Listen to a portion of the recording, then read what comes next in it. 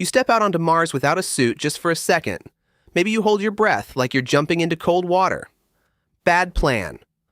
The problem isn't that you freeze instantly or explode like a cartoon. The scarier thing is quieter. Your blood starts losing its ability to stay liquid where pressure is low, the moisture on your tongue and eyes begins to boil, and your lungs are suddenly useless because there's almost no air to push oxygen into your body. And that's the contradiction of Mars. It looks like a place. It has rocks, valleys, sunsets, weather, seasons, even frozen water. Your brain wants to file it under harsh desert, but Mars isn't a desert with a bad attitude. Mars is a near vacuum wearing a planet costume. So if the question is, could you actually survive on Mars, the real answer isn't just yes or no. It's yes, but only if you bring a tiny, fragile version of Earth with you, then spend every day stopping Mars from taking it apart. Let's start with the thing Mars refuses to give you: air. On Earth, air feels invisible and boring because it's always there doing several jobs at once. It gives you oxygen, sure, but it also presses on your body from every direction. You're adapted to that pressure so perfectly you don't even notice it. On Mars, the atmosphere is mostly carbon dioxide, and the pressure is less than 1% of what you're used to. That means two problems hit you immediately. First, there's almost no oxygen to breathe. Second, the air is too thin to keep your body fluids behaving normally. If you tried to hold your breath, you'd actually make things worse because expanding gas could damage your lungs. The survival move would be to exhale and get pressurized fast. So the first Mars rule is brutal and simple. Outside is not outside. Outside is space with dust. A Mars suit isn't just a warm jacket with a helmet, it's a personal pressure vessel. It has to squeeze your body, feed you oxygen, remove carbon dioxide, manage sweat, block dust, and let you move without turning every step into a fight against a balloon. Even a short walk is basically a small spacecraft mission with boots.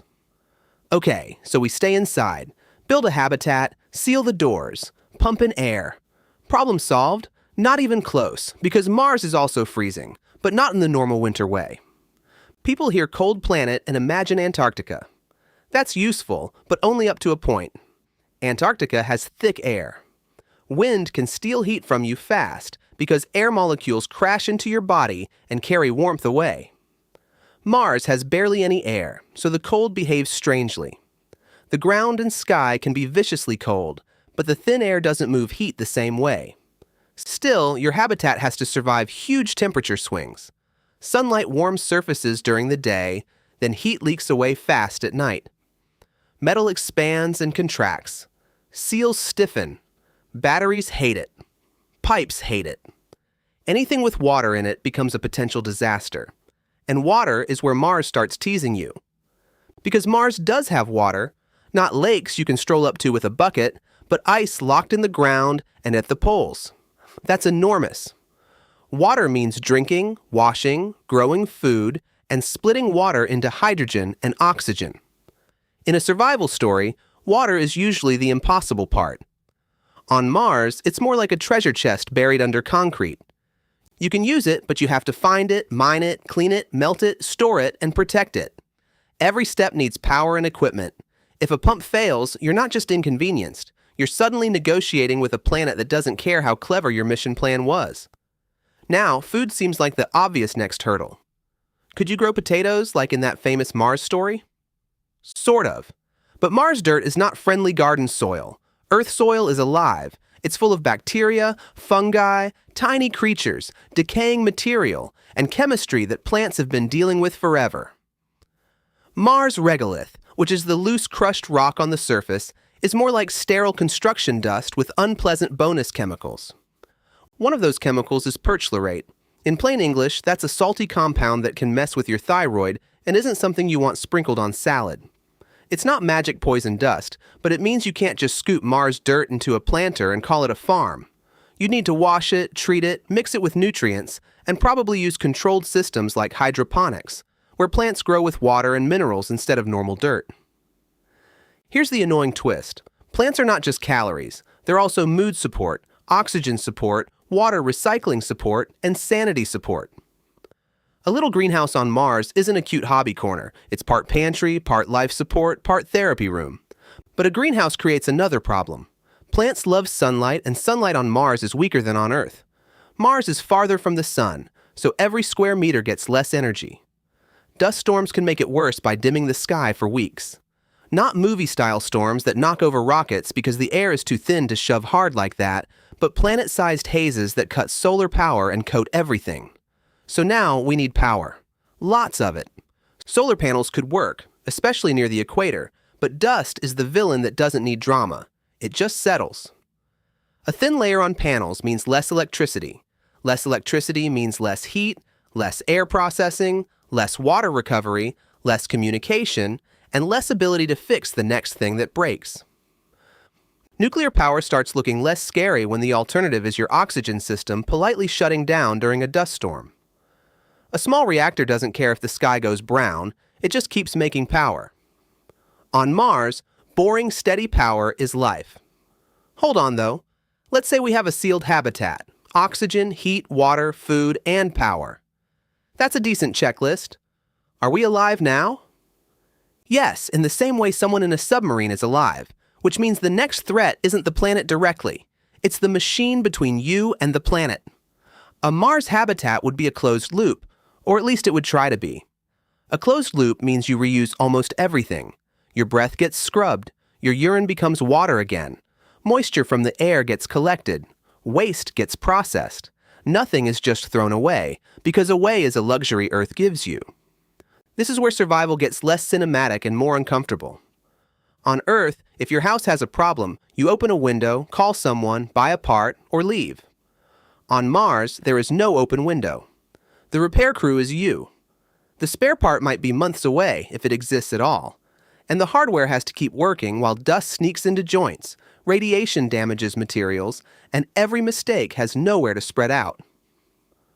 Radiation is one of those Mars dangers that doesn't give you a dramatic countdown. Earth has a thick atmosphere and a magnetic field that act like a shield against high-energy particles from space.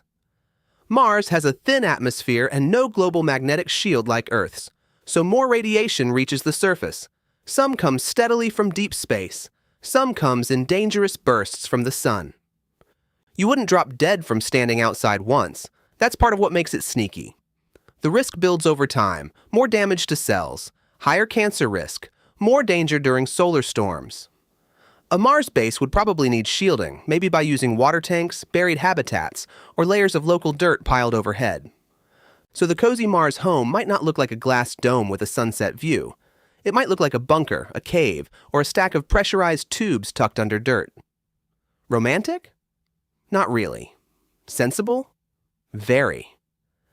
And then there's gravity, the problem that's easy to forget because it doesn't hiss, freeze, or poison you. Mars gravity is about 1/3 of Earth's. That sounds fun at first. You'd feel lighter. Carrying things would be easier. Movement might have a strange bounce to it, but your body is not built for low gravity forever. Astronauts in orbit lose muscle and bone because their bodies stop getting the normal load of standing, walking, and lifting against Earth gravity.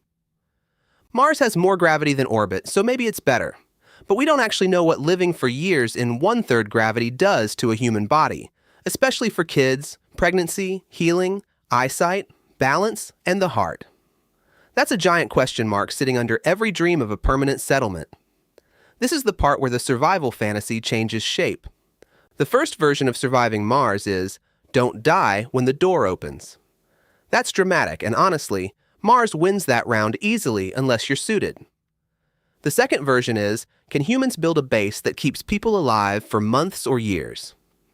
That seems possible with enough money, engineering, discipline, and luck. But the deeper version is harder. Can people live there without being visitors trapped inside imported Earth technology? Because if every crucial part comes from Earth, you're not really surviving on Mars. You're surviving near Mars, attached to a very long supply chain. The planet is just the place outside the window you can't open. To truly survive there, you need to make the base more independent. Use local ice for water, pull carbon dioxide from the air, make oxygen, make fuel, grow a meaningful share of food, manufacture simple parts, repair electronics, recycle metals and plastics. Turn the stuff Mars has into the stuff humans need. That idea has a name: living off the land, but space people often call it in situ resource utilization, which just means using resources where you are instead of bringing everything with you. It's the difference between camping with a backpack and building a town. And Mars gives you some ingredients: carbon dioxide in the air, water ice in the ground, minerals in the rocks, sunlight sometimes, space to build. But it doesn't give them in human-friendly form. Mars is like a locked kitchen where all the food is raw, frozen, dusty, and hidden in the walls. The fresh turn is this: the hardest part of Mars may not be any single danger. It's that Earth protects us with layers we almost never think about. Earth gives you pressure, oxygen, warmth, water cycling, soil, a magnetic shield, gravity your bones understand, and an entire biosphere quietly cleaning up after you. Mars strips those away one by one. Surviving there means noticing every invisible service Earth performs, then replacing each one with machinery. That's why the best answer isn't yes, humans can survive Mars, or no, Mars is impossible. The answer is humans can survive inside a carefully maintained argument against Mars. Imagine waking up there. The morning isn't birds or traffic, it's fans, filters, pumps.